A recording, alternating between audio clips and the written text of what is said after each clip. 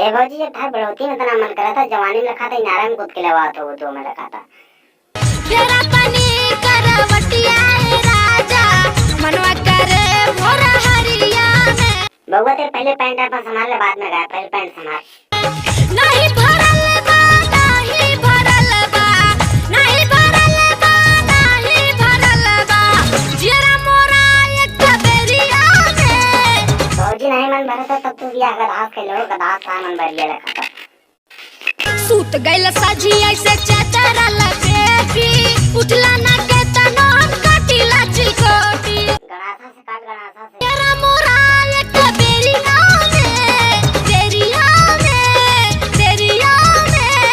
भौजी ऐसे को दखन जैसे गणिया में शूटिंग लगा बहु तेरा तनी करवटिया राजा मनवा कर एका मतलब भौजी ने यार छिनावे भैया चैनल सब्सक्राइब करे वीडियो बराबर देखत रह जा और लाइक कर जा शेयर कमेंट बराबर।